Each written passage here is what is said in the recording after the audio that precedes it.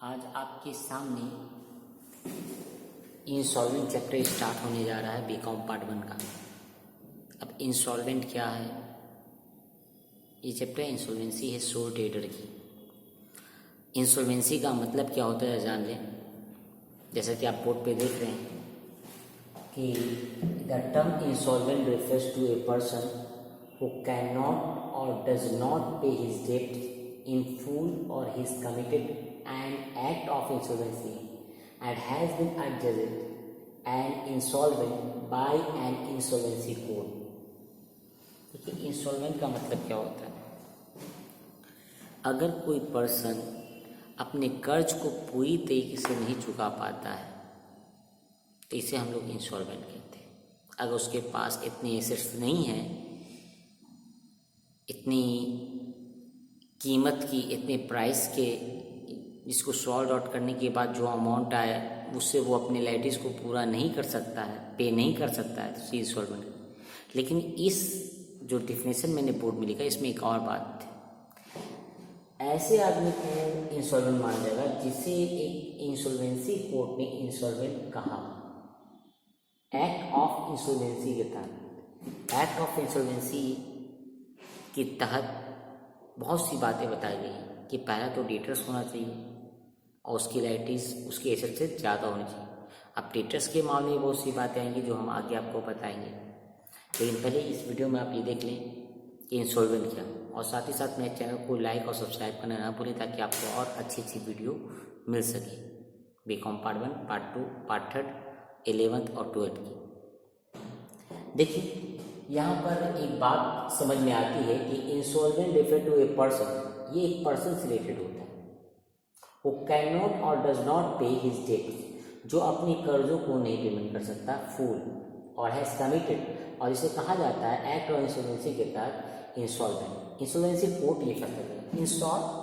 Insolvent means a person, यहाँ भी वही बात है कि पर्सन होगा against whom an order of adjudication has been pass, जिसको कोर्ट से ये पास सर्टिफिकेट मिल जाए कि वो इंसॉल्वेंट है, वही इंसॉल्वेंट मान लेगा।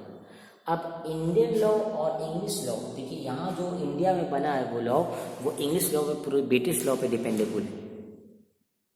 और ये कैसे कैसे बना इसके बारे में भी हम आगे आपको बताएंगे। पहले यहाँ देख लीजिए, Indian law insolvent, bankrupt, insolvency और बैंकरप्सी को एक मानता है। चाहे कोर्ट कहे या न कहे, वो आपको इंसॉल्वेंट ही माना जाएगा जिसके पास लायबिलिटीज पेड करने की कैपेसिटी नहीं अपने एसेट से, चाहे वो प्राइवेट हो, बिजनेस हो। तो जबकि इंग्लिश लॉ कहता है कि अगर किसी पर्सन का लायबिलिटीज उसके एसेट से ज़्यादा हो जाए, उसके ऊपर कर्ज उसकी संपत्ति ज़्यादा हो जाए, तो वो इंसॉल्वेंट कहा जाएगा। लेकिन जैसे ऑर्डर फ्रॉम एडजुडिकेशन पास हो जाएंगे कोर्ट से, ये कहा जाएगा नहीं भाई ये एकदम पेमेंट नहीं करने लायक है, तो उसे क्या कहा जाएगा? बैंकरप्सी कहा जाएगा। उसे क्या कहा जाएगा? मतलब ऐसा कोई भी व्यक्ति, ऐसी कोई भी संस्था, ठीक है ना, क्योंकि हम जानते हैं company is an artificial person. कोई भी ऐसा संस्था जिसका लायबिलिटीज उसके एसेट से पेमेंट नहीं किया जा सकता फुल, और जिसे इंसॉल्वेंसी कोर्ट द्वारा ये कह दिया जाए कि वो इंसॉल्वेंट है, तो उसे इंसॉल्वेंट माना जाएगा। नोटिस कर लीजिए, आगे हम और बताते हैं आपको।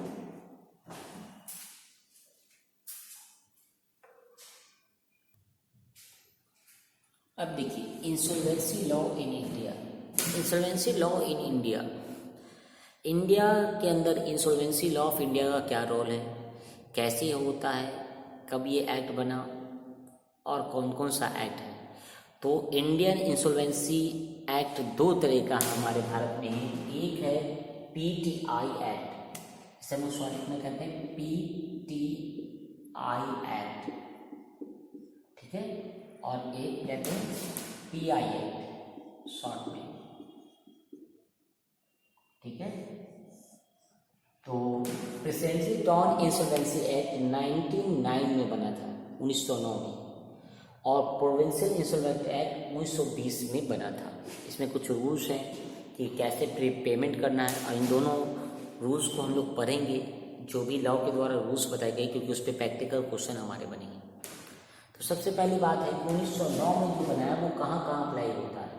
अगर आपके केसेस कोलकाता से हैं, मतलब वहाँ के लोग अप्लाइड करते हैं इंस्टॉलमेंट के लिए, वहाँ की कंपनी इंस्टॉलमेंट के या जॉइंट फैमिली बिजनेस करता है कोलकाता, मुंबई, चेन्नई, तो वहाँ जो लॉ अप्लाइड होगा वो 1909 अप्लाइड होगा इंस्टॉलमेंट के लिए। जो भी पिटीशन दाखिल होगा कोर्ट में वो 1909 एक्ट के तहत होगा। लेकिन अगर इन 3 शहर की बात छोड़ दें, मुंबई, कलकत्ता, कोलकाता और चेन्नई, इसके अलावा जम्मू कश्मीर से लेकर कन्याकुमारी, दिल्ली, गुजरात, महाराष्ट्र और के जितने भी शहर हैं, भारत के जितने भी इन 3 शहरों के अलावा जितने भी शहर हैं, वहाँ जो एक्ट अप्लाई होगा वो प्रोविंशियल इंसॉल्वेंसी एक्ट अप्लाई होगा। देखिए, रेस्ट ऑफ द इंडिया। अब ये बना कैसे है भाई? क्या हमारी सरकार ने बनाया? नहीं, हमारी सरकार ने नहीं बनाया, लेकिन हाँ, हमारी सरकार ने संशोधन जरूर किया। ये पूरी तरह से ये दोनों एक्ट इंग्लिश लॉ जो ब्रिटेन का कानून था बैंक का, उस पर आधारित थे, उसी से बातें ली गई। बाद में 1978 में इसमें कुछ चेंजिंग की गई, जो कि 1 सितंबर 1978 से एप्लीकेबल है और अभी तक चल रहा है। उसे ही हम लोग लेके चलेंगे। अब आगे हम लोग चलते, इससे भी नोटिस कर लें कि 2 एक्ट हैं इंसॉल्वेंसी के, PTI है और PI है 1909 1920। ये दोनों बेस्ड हैं ब्रिटिश लॉ पे, इंग्लिश लॉ पे, और 1978 में इसमें अमेंडमेंट किया गया था, जो कि 1 सितंबर 1978 से अप्लाइड हुआ था हमारे पूरे भारत में। नोटिस कर लें।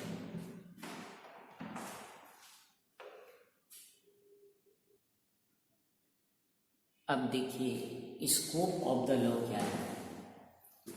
इंडियन इंसॉल्वेंसी एक्ट 1909 या 1920 के तहत अगर देखा जाए तो ये किस पे एप्लीकेबल होता है? पहला, इंडिविजुअल्स का मतलब एक इंडिविजुअल पर्सन सोल ट्रेडर होता है, ठीक है। अगर कोई पनीर का दुकान है, कोई पान की दुकान है, कोई जनरल स्टोर है, कोई मॉल चला रहा है इंडिविजुअली रूप से, और उसके ऊपर लाइबिलिटी ज़्यादा हो जाए तो वो इस एक्ट के तहत अप्लाई कर सकता है। अगर वो 3 शहरों में रहता है तो 1909 टाउन में, और उसके रेस्ट ऑफ द अगर इंडिया रहता है तो वो 1920 यूज करेगा। पार्टनरशिप फर्म है, ये भी मिलकर चला रहे राम श्याम चरण, और अगर ऐसा होगा तो ये पिटीशन दाखिल कर सकते हैं। इसमें बहुत से प्रोसेस हैं वो बताए जाएंगे। तीसरा, हिंदू अनडिवाइडेड फैमिली, जिससे आप लोग कहते हैं, है ना, हिंदू, HUF शॉर्टकट में। मारवाड़ी इसमें आते हैं, पंजाबी भी आते हैं, जैनिस्ट भी आते हैं। तो ये लोग अगर बिजनेस करते हैं हिंदू अनडिवाइडेड फैमिली से तो ये भी पिटीशन दाखिल कर सकते हैं। लेकिन जॉइंट स्टॉक कंपनी अगर ऐसी सिचुएशन होती है किसी भी जॉइंट स्टॉक कंपनी की, तो वहाँ इंसॉल्वेंसी का एक्ट अप्लाई नहीं होगा, लिक्विडेशन का एक्ट अप्लाई होगा, जो कि कंपनीज एक्ट 1956 से लेकर 2015-16 तक जो भी अमेंडमेंट हुए हैं उन पर एप्लीकेबल होगा। उनका जो रूल बताया हुआ वो उस पर, ये आप लोग आगे डिस्कशन करेंगे बीकॉम पार्ट 2 में। तो इसीलिए आप नोटिस कर लें कि ये कहाँ कहाँ एप्लीकेबल होगा। हम लोग इंडिविजुअल्स का पढ़ेंगे। आपके बुक में जो रिकमेंडेड है वो SM शुक्ला, SK सिंह या जो भी बुक्स हैं उसमें इंडिविजुअल्स आपको पढ़ने हैं, तो आप इसे नोटिस कर लें। इसके बाद आगे की प्रोसेस को हम लोग चलेंगे।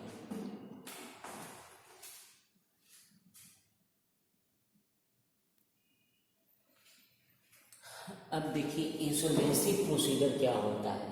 अगर कोई इंसॉल्वेंट अपने आप को करना चाहता है, मतलब इस वक्त भी उसकी कंडीशन हो गई है, तो उसे क्या क्या करना पड़ेगा, किस स्टेप से गुजरना पड़ेगा। सबसे पहली बात जो आएगी, उसे पिटीशन दाखिल करना पड़ेगा कोर्ट में, जो इंसॉल्वेंसी एक्ट है उसके तहत, या तो 1909 या 1920। ये देखना पड़ेगा कि वो किस शहर में रहता है। अगर वो 3 शहरों में रहता है, कोलकाता, मुंबई, चेन्नई, तो वो 1909 एक्ट के तहत पिटीशन दाखिल करेगा, और रेस्ट ऑफ द इंडिया रहता है तो 1920 के तहत वो दाखिल करेगा। इसमें वो सारे फॉर्मेट होंगे और एफिडेविट होनी चाहिए जो इंसॉल्वेंसी एक्ट ने बताया है। अब इसके बाद उसमें सुनवाई होगी और कोर्ट अपॉइंट करेगा इंटीम असाइनमेंट। अगर टॉन इंसॉल्वेंसी, याद रखिएगा, PTI अगर है तो, और PI है अगर, PI जाते हैं ना, और तो रिसीवर अपॉइंट करेगा कि इनके कागजात को चेक किया जाए और देखा जाए कि क्या इनका जो लाइबिलिटीज़ है, ये जो डेटर्स है, इनकी लाइबिलिटीज़ जो है इनके एसेट्स से ज़्यादा है और ये बाकी में इंस्टॉलमेंट है। जब सारे कुछ जांच पड़ताल हो जाएंगे, एविडेंस मिल जाएंगे, इंटीग्रेशन कर देंगे, तो फिर एक ऑर्डर पास होगा, passing of the order of adjudications. ये कोर्ट ऑर्डर पास करते के साथ वो क्या बन जाएगा, इंस्टॉलमेंट ऑफ डेटर्स बन जाएगा, इसे पैसा देगा।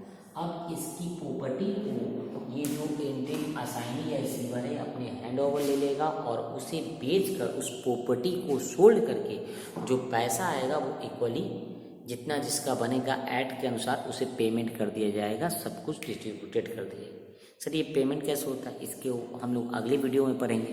नेक्स्ट वीडियो जो हम डालेंगे उसमें आप पढ़िएगा कि किस तरह से पेमेंट होगा, कुछ कुछ बातें बताइए। अब ये सारे काम हो जाने के बाद डिस्चार्ज ऑफ इंस्टॉलमेंट की बात आती है। एक लेबल लग जाता है डेटर्स के ऊपर कि वो इंस्टॉलमेंट हो गया है, वो दिवालिया हो गया।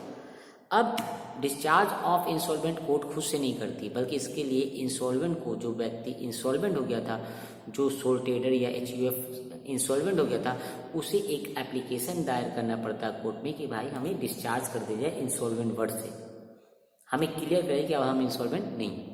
तो एक कोर्ट ऑर्डर पास करती जिसके बाद वो आदमी फ्रीली हो जाता है एक ऑर्डिनरी सिटीजन की तरह, उसके ऊपर जो भी बकाया राशि है वो सब माफ़ हो जाती है, कोई उसे दबाव नहीं डाल सकता, प्रेशर नहीं डाल सकता, और वो नई से अपनी ज़िंदगी चला सकता है, नए तरह से बिजनेस कर सकता है।